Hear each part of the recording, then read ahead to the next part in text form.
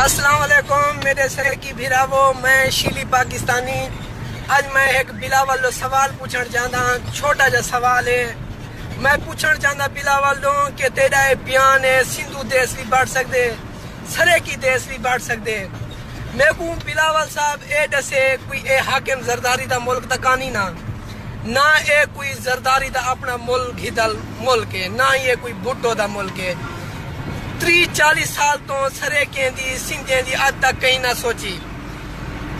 30-40 سال لو تسا سندھ دے حکمران رہ گئے آج تک سندھیں دی نہ سوچو بے. جی ویلے تیرے پیو دی چوری پکڑی ویندی ہے تو ہون سرے کی ملک بھی بڑھ سکتے سندھو ملک بھی بڑھ سکتے. چتو بھیڑا میں کو اے دس اے ملک تیرے پیو دے اے ملک تیری محترمہ بے نظیر بھٹو دا ہاں.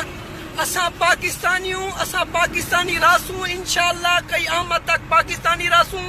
اساں کونا سے سرے کی اساں سندھی بھی نہ آئیوں اساں پاکستانی آئیوں اور اساں پاکستانی راندہ سے سجی زندگی راندہ سے کئی آمد تک راندہ سے. تجھی چھا اوقاتا تم اساں کے الگ بے کریں چھو بھلا ہے تجھے پیو جو ملکا.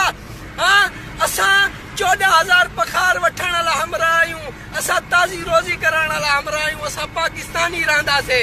سیاح تو اساں کے جدا نہ کر تجھی کوئی اوقات نہ ہے. اساں ایک ملک آئیوں اساں ہکیڑی مٹھی آئیوں اساں ایویں راندہ سے. تجھی اوقات نہ ہے چتو انگریزن جو چتو آ تو گانڈو آ بھڑو آ تو لوسی خسرو آ تو تجھی چھا نظریو چھا ہے چتو بیڑا.